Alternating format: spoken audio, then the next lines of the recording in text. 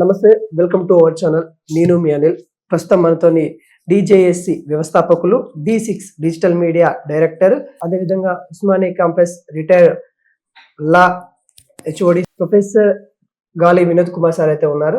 Sir నమస్తే. Sir నమస్తే sir. ఇప్పుడు తెలంగాణ ముఖ్యమంత్రి, హోమ్ మినిస్టర్ యనుమల రేవంత్ రెడ్డి పాలన ఎలా అనిపిస్తా ఉంది? ఎందుకంటే ఈ క్వశ్చన్ అడుగుతున్నా అంటే లంగచెర్లో రైతుల యొక్క వాళ్ళని అసలు చూస్తే, వాళ్ళ గాయాలను చూస్తే, వాళ్ళ పోలీసులు చేసిన దాడి చూస్తే చాలా బాధ అనిపిస్తా ఉంది. అసలు లా ఏం చెప్తా ఉంది? అసలు అక్కడ జరిగిన సిచ్యువేషన్ గురించి అసలు లా మనకి ఏం చెప్తా ఉంది? ఈ సీఎం రేవంత్ రెడ్డి తీరు ఎలా ఉంది? సీఎం రేవంత్ రెడ్డి తీరు ఎలా ఉందంటే ఆయన షో చేస్తున్నాడు అంతే. ఏంటంటే ఇప్పుడు మాది ప్రజాపాలన అని చెప్పి దగా పాలన వైపు ఆయన దగా పాలన, పాశవిక పాలన, హింస పాలన వైపు ఆయన వెళ్తున్నాడు. ఇవాళ ఆ రోజు ఏంటిది, మేము మొత్తం కంచాలు తొలగిస్తున్నాం అన్నాడు.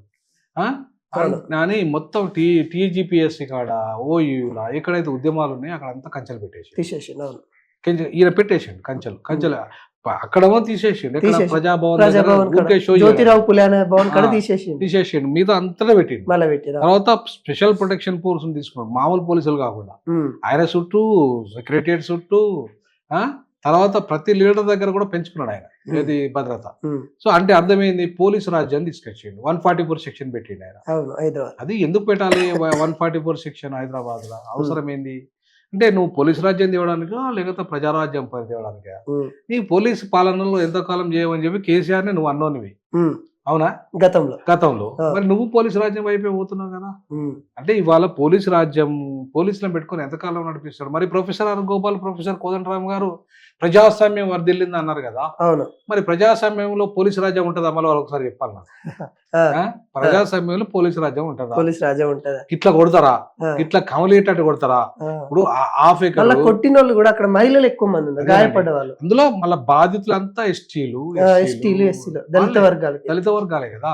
ఇప్పుడు వాళ్ళని కొట్టాల్సిన అవసరం ఏంది? వాళ్ళకు ఉండే భూమి ఎంత? 10 ఎకరాల 100 ఎకరాల మీలాగా దొరలాగా? వాళ్ళకి 1/2 ఎకరము, 1 ఎకరము, 2 ఎకరాలు, 3 ఎకరాలు, అంతకంటే ఎక్కువ ఉండదు వాళ్ళకు. అటువంటి వాళ్ళ దగ్గరికి వెళ్ళి భూమి తీసుకోవాలి నువ్వు తీసుకుంటే ఎక్కడికి వెళ్ళి తీసుకోవాలి? ప్రభుత్వ భూమి దగ్గరికి వెళ్ళి తీసుకో. గవర్నమెంట్ భూమి ఎక్కడ ఉందో అక్కడికి వెళ్ళి తీసుకునే అధికారం నీకుంది. అట్లాగే ఎవరైతే బీఆర్ఎస్ ప్రభుత్వంలో కబ్జా గురి చేసిండ్రో వాళ్ళ దగ్గరికి వెళ్ళి తీసుకో. లేదంటే మీ కాంగ్రెస్ కూడా బోర్డుని కబ్జాలు చేసిండ్రు, వాళ్ళ దగ్గరికి వెళ్ళి తీసుకో భూమి, అవునా? సో కబ్జాదారుల నుండి తీసుకుంటలేవు, లేదా ప్రభుత్వ భూమి నుండి తీసుకుంటలేవు, ప్రజల భూమి, అది కూడా ప్రైవేట్ ప్రాపర్టీని నువ్వు బలవంతంగా తీసుకునే అధికారం నీకు ఎక్కడిది? ఎవరిచ్చిండ్రు? ఏ చట్టం చెప్తుంది? ఏ చట్టం చెప్తుంది? ఏ చట్టం చెప్పట్లేదు. ఇవాళ నువ్వు అది ఇస్తా, ఉద్యోగం ఇస్తా, ఎవరికి కావాలి? నష్టపరిహారం ఇస్తా, ఎవరికి కావాలి? నీది నష్టపరిహారం నువ్వు ఇచ్చే 10 కోటి రూపాయలు ఉంటే నువ్వు 10 లక్షలు కూడా ఇస్తలేవు. మరి వారికి ఎవరు కావాలి? నువ్వేమో ఇవాళ ఈ దళితుల భూములని ఆక్రమించి మీరు 12,000 ఎకరాల దాకా ఆక్రమించిన వాళ్ళు, రెడ్లు, గతారెడ్లు, కమ్మోళ్ళు, వీళ్ళంతా దళితుల భూములను ఆక్రమించుకొని అమ్మేసుకున్నారు, కోట్లు సంపాదించుకున్నారు. మీరు పాపం దళితులు, పేద వర్గాలు ఏదో 1/2 ఎకరం మిగిలిపోయిన భూముల మీద బతుకుతారు. వాళ్ళు బతుకుతారు కోసం, బతుకుతారు కోసం ఆ భూమి వాళ్ళ ఆధారపడి బతుకుతారు. వాళ్ళు పని చేసుకుంటారు, వాళ్ళ భూములలో వాళ్ళే కూలి చేసుకుంటూ బతుకుతారు. అటువంటి వాళ్ళ భూమి మీద నీకు అన్నిట్లా పడుతుంది. ఈ ఫార్మా కంపెనీలు ఎంతవరకు అసలు ఏంది? అసలు ఫార్మా కంపెనీల గోల్ ఏంది? నేను ఏమంటున్నా, ఫార్మా కంపెనీ క్లస్టర్స్ పెట్టుకో, ఎవడ దాంట్లో ఇక్కడ పెట్టుకో, ప్రభుత్వ భూములో పెట్టు, లేదా అన్యాక్రాంతమైన భూములలో పెట్టు. అంతేగాని ప్రైవేట్ భూములు, అది కూడా పేదల భూములకి నీకు గుంజుకుంటే మనసు ఎట్లొచ్చింది? అసలు నువ్వు చెప్పింది ఏంది వాళ్ళకు? రేవంత్ రెడ్డి వస్తే మొత్తం మా బతుకులన్నీ మారిపోతాయి, మాకు అదనంగా భూమి వస్తుంది, అదనంగా ఉద్యోగాలు మా పిల్లలకు వస్తాయి, మాకు పెన్షన్లు పెరుగుతాయి, అన్ని కదా నీ 6 గ్యారెంటీల పథకాలు అన్ని కూడా నమ్మే కదా వాళ్ళు. నీకు అధికారం ఇచ్చిన తర్వాత అవి పక్కన పడేసి 6 గ్యారెంటీలను అమలు చేయకుండా కేవలం ఒక్క ఫ్రీ బస్సు తప్ప ఇక మిగతా ఏమి కూడా అమలు కాదు చక్కగా. వాటన్నిటిని షో చేసుకుంటూ ఇవాళ దగా పాలన, ప్రజాపాలన పేరు మీద దగా పాలన కేసీఆర్ మన రేవంత్ రెడ్డి చేస్తున్నాడు అనే దానికి మన లగచర్ల అక్కడ సంఘటనే ప్రధాన సాక్ష్యం. మహిళలు వాళ్ళంతా కూడా మేమే కొట్టినామంటున్నారు. మేమే కలెక్టర్ మీద దాడి చేసినాం, కలెక్టర్ మామే దాడి జరగలేదు అని ఆయన అంటాడు. మరి ఏది నమ్మాలి ఇప్పుడు మనం? ఇప్పుడు పోలీసు వాళ్ళు కొట్టిన దెబ్బలకేమో వీళ్ళ కమిలిపోయినాయి, ముఖాలు కమిలిపోయినాయి, వాళ్ళ మీద 22 మంది మీద కేసులు అయినాయి. ఆ నరేందర్ రెడ్డి ఆయన మాజీ ఎమ్మెల్యే పట్నం నరేందర్ రెడ్డి ఆయన జైలుకు పోయిండు. ఇంకా ఆయనతో పాటు 22 మంది జైలు వేసారు, ఇంకా కొంతమంది జైలుకు పోయేటోళ్ళు ఉన్నారు. ఇంకా ముసలోళ్ళు రైతులు వాళ్ళు ఏజ్డ్ పర్సన్ కదా, ముసలోళ్ళని సైతం వాళ్ళు ఈ జైలుకి షిఫ్ట్ చేస్తారు, మళ్ళీ తర్వాత అక్కడ నుండి అక్కడ ఏమైనా ఆందోళన చేస్తే వాళ్ళు అక్కడ నుండి వేరే ఇంకో జైలు షిఫ్ట్ చేస్తున్నారు. అంటే ఏంటి ఈ ప్రభుత్వం? ఇప్పుడు నువ్వే ముఖ్యమంత్రి, నువ్వే హోమ్ మినిస్టర్, నీదే ప్రాంతం, మళ్ళీ నీ ప్రాంతంలో నువ్వు ఇంత దుర్మార్గమైన పరిపాలన చేస్తే రేపు 10 ఏళ్ళు పరిపాలిస్తా అంటున్నావు నువ్వు. ఇంకా నా దృష్టిలో ఇంకా ఎంతో కాలం ఉంటాడని నేను అనుకోవట్లేదు. ఎందుకంటే ఇట్లాంటి ప్రజా వ్యతిరేక పాలనను అతి తక్కువ కాలంలో చవిచూసిన చరిత్ర ఏ ముఖ్యమంత్రికి లేదు. వాళ్ళ కాంగ్రెస్ ముఖ్యమంత్రి 55 ఏళ్ళు ఉమ్మడి ఆంధ్రప్రదేశ్ పరిపాలించారు కదా, వాళ్ళ దాంట్లో ఏ ముఖ్యమంత్రికి ఇంత వ్యతిరేకత 10 నెలల్లో రాలే, ఈయనకు మాత్రమే వచ్చింది. కాబట్టి ఈయన పదవికే ఆయన 10 ఉంటుందో ఊడుతుందో తెలియదు కాంగ్రెస్ లా.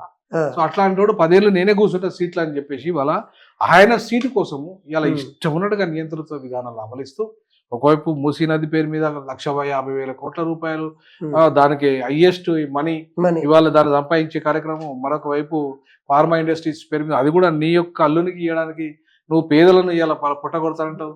మూసీలో పేదలు ఇళ్ళందరినీ గులగొట్టి రోడ్ల పాలు చేసినావు.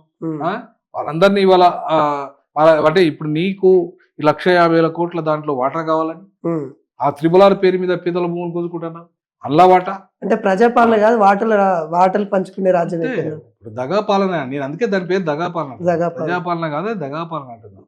సో కాబట్టి ఇట్లాంటి పరిస్థితి ఇవాళ అతి తక్కువ కాలంలో ఆయన 10 ఏళ్ళు పట్టిందేమో ఎవరికి కేసీఆర్ నియంతృత్వ విధానాలు అన్ని చేయడానికి, ఈయనకు 10 నెలలే పట్టింది. సో కాబట్టి కేసీఆర్ కు మరో ప్రతిరూపం కూడా అనలేమి నన్ను. కేసీఆర్ కంటే మరీ ప్రమాదకరమైన పరిపాలన చేస్తుండే విషయాన్ని ప్రజలు ఇలా దగ్గరగా గమనించారు. రేవంత్ రెడ్డి నిజస్వరూపం ఏంది, రేవంత్ రెడ్డి ప్రజా వ్యతిరేక విధానాలు ఏంది, Revanth Reddy law and order ఎట్లా వైలేట్ చేస్తున్నాడు, అధికారాన్ని చేతులు పెట్టుకొని పోలీసు రాజ్యాన్ని ఎట్లా తెచ్చిండు, ఏ రకంగా ఈ కులగణన పేరు మీద బడుగు బలైన వర్గాలను డైవర్ట్ చేస్తున్నాడు, వాళ్ళ జీవన ప్రమాణాలు పెంచకుండా, వాళ్ళ విద్యా ప్రమాణాలు పెంచకుండా, వైద్య ప్రమాణాలు పెంచకుండా, వాళ్ళకు భూమి పంచకుండా, వాళ్ళకు రియల్ ఎస్టేట్లో భాగస్వామ్యము, సినిమా ఇండస్ట్రీలో భాగస్వామ్యము, అన్నిట్లలో భాగస్వామ్యం ఇవ్వకుండా, ఈవెన్ చివరికి ఎమ్మెల్యే నీ చేతిలో ఉన్న ఎమ్మెల్యే ఇయ్యలేదు, నీ చేతిలో ఉన్న ఎంపీలు ఇయ్యలేదు, నీ చేతిలో ఉన్న కార్పొరేషన్ చైర్మన్ లో వాటా ఇయ్యలేదు బీసీలకు. ఇట్లా ఇప్పుడైతే కులగణన రాగానే ఇచ్చేస్తావా? ఇస్తారని ఎవరు నమ్మాలి? ఎట్లా నమ్మాలి? నీ చేతిలో అధికారం ఉన్నప్పుడు ఇయ్యలేదు, నీకు లేదు. నీకు 42% పెంచినా సరే దాన్ని మళ్ళీ పార్లమెంట్ ఆమోదించాలి. రేపు మళ్ళీ దీన్ని నువ్వు పెరిగిన జనాభా అనుకూలంగా 27% ఎట్లయితే కేంద్రంలో ఉందో రాష్ట్రంలో కనుక నువ్వు దేవాలనుకుంటే కూడా ఆ చట్టం మళ్ళీ కేంద్రం ఆమోదించాలి. ఇవన్నీ కూడా ఉంటాయి. బీసీలకు నిర్ణయం నీ దగ్గర ఉన్నప్పటికీ కూడా 9th షెడ్యూల్లో పెట్టకుండా అది రేపు హైకోర్టులో నిలబడతాయని గ్యారంటీ లేదు, దాంట్లో సుప్రీంకోర్టులో నిలబడితే గ్యారంటీ లేదు. ఎందుకంటే సుప్రీంకోర్టులో హైకోర్టులో అంతా బ్రాహ్మణవాదులే ఉన్నారు, అగ్రవర్ణాలే ఉన్నారు. కాబట్టి ఈడబ్ల్యూఎస్ సమర్థించిన వాళ్ళు వ్యతిరేకిస్తున్నారు బీసీల రిజర్వేషన్లను. కాబట్టి నేనేమంటానంటే కులగణన ఒక ఫార్మ్స్ కాకుండా ఉండాలంటే రేవంత్ రెడ్డి సమగ్రమైన రిజర్వేషన్ల చట్టాన్ని తేవాలి, పెరిగిన జనాభాకు అనుకూలంగా రిజర్వేషన్లు పెంచాలి, ప్రైవేట్ రంగంలో కూడా రిజర్వేషన్లు కల్పించాలి, అట్లాగే రాజకీయ రంగంలో కూడా వీళ్ళకి కల్పించాలి వర్గాలకు. సో పెంచిన జనాభాకు అనుకూలంగా వీళ్ళకు కూడా ఎమ్మెల్యే సీట్లు, ఎంపీ సీట్లు, అన్ని సీట్లలో ఎవరి జనాభా ఎంత ఉందో వాళ్ళకంత వాటా. భారత రాజ్యాంగం ఏదైతే ప్రియాంబుల్లో బోధిస్తున్నదో ఆ ప్రియాంబుల్లో చాలా స్పష్టంగా చెప్తున్నాయి, we the people of India solemnly resolving that India is a secular democratic country. మాకు సామాజిక న్యాయమే దాని ఎజెండాగా అని చెప్పేసి ఇవాళ ప్రియాంబుల్ చెప్తుంది.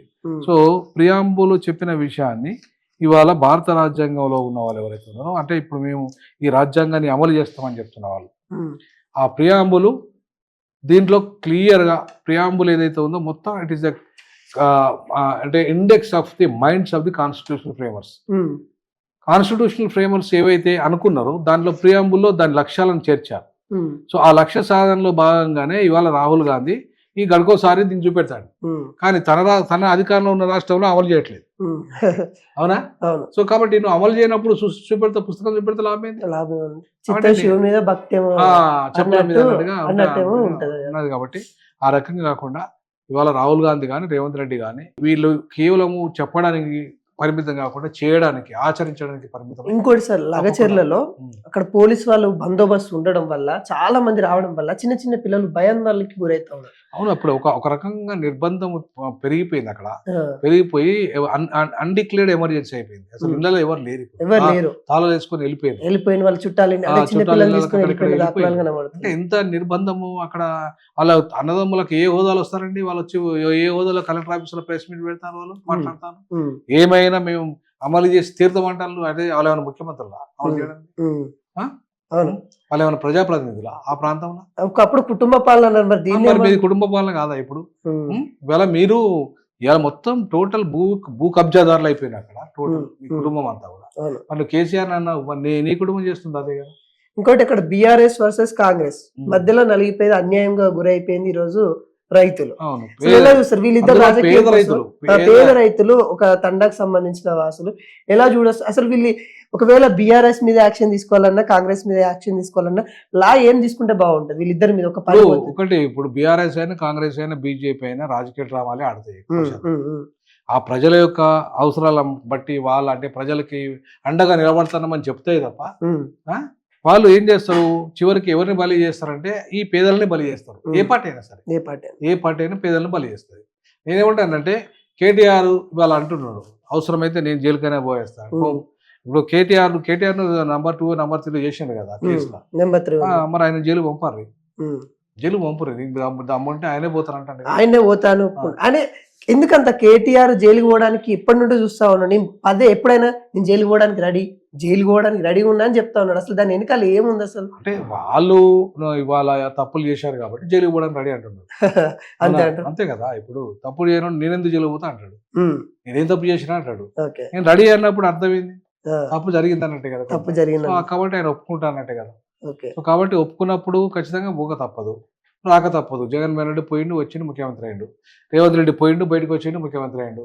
రేపు కేటీఆర్ కూడా దానిలో పోయి వచ్చినాక బయటకు పోయి వచ్చినాక ముఖ్యమంత్రి అవుతాడేమో, చెప్పలేము. ఇంకోటి సార్, అక్కడ రైతులకి మీరు ఒక లాయర్గా, ఒక మీరున్న ప్రొఫెషనల్ కాబట్టి వాళ్ళకి ఎటువంటి భరోసా ఇవ్వగలరు? ఎందుకంటే వాళ్ళకి అక్కడ ఏం చేయాలో అర్థం కాకుండా అటు బీఆర్ఎస్ దగ్గర పోతురు, ఎవరు పిలిచినా వాళ్ళకి అడిగి పోతురు, మాకు ఈ అన్యాయం జరిగిందని వాళ్ళు ఎమోషన్ అయిపోతే వాళ్ళు చెప్తారు. చట్టం ముందు అందరూ సమానమే అండి. ఇప్పుడు పేద రైతు ధనిక రైతు వేరు కాదు. నీకు ధనిక రైతులను ఒక న్యాయం, పేద రైతులకు ఒక న్యాయం ఎట్లా చేస్తుంది ప్రభుత్వం? ధనిక రైతుల జోలికే పోవట్లేదు అసలు పోవట్లేదు. ఇంకో విచిత్రం ఏంటంటే, అదే లంగచెర్లో ఈ వీళ్ళున్న భూమి, పేదలున్న భూమి పక్కన రోడ్డు, ఆ రోడ్డు పక్కన ఒక భూస్వాముల 50 ఎకరాలు 40 ఎకరాలు ఉన్న భూస్వాములు ఉన్నది. వీళ్ళ రెడ్డిలకు సంబంధించిన, అంటే వాళ్ళకి సంబంధించిన వాళ్ళ జోలి అక్కడే. అదే విచిత్రం అయిపోతా. విచిత్రం కాదండి, ఈ రాజ్యం యొక్క స్వభావం రెడ్ల రాజ్యం కాబట్టి రెడ్ల జోలికి పోతుందా? పేదల జోలికే పోతుంది కదా. కాబట్టి మనం అర్థం చేసుకోవాల్సింది, ఈ రెడ్ల రాజ్యంలో రెడ్లు న్యాయం చేస్తారు అనుకోవడం పొరపాటు. కాబట్టి ఖచ్చితంగా మీరు చట్టాన్ని నమ్ముకోండి, రాజ్యాంగాన్ని నమ్ముకోండి, నాయకులని కాదు. ఒకవేళ మీరు ప్రతిపక్ష పార్టీలు ప్రజల పక్షాన్ని ఉండాలి కాబట్టి కొట్లాడడం తప్పు కాదు. ప్రతిపక్ష పార్టీలు ఏదైతే ఇవాళ అది బీఆర్ఎస్ కావచ్చు, బీజేపీ కావచ్చు, వాళ్ళకు అండగా ఉండాలి. పేదలకి వాళ్ళకు ఒక్క చిన్న వాళ్ళ అన్యాయం జరిగినా ముందు మీరు జైలుకు పోవాలి. ఎందుకంటే వాళ్ళ పక్షాన మీరు వెళ్ళేసి మీరు కొట్లాడి మీరు జైలుకు పోయి వాళ్ళు రక్షించగలిగితే ఖచ్చితంగా రానున్న రోజుల్లో వాళ్ళ ప్రతిపక్షాలను ప్రజలు ఆదరిస్తారు. ఆ దిశగా ప్రతిపక్ష పార్టీలన్నీ కృషి చేయాల్సిన అవసరం ఎంతైనా ఉందని నేను తెలియజేస్తాను. Thank you.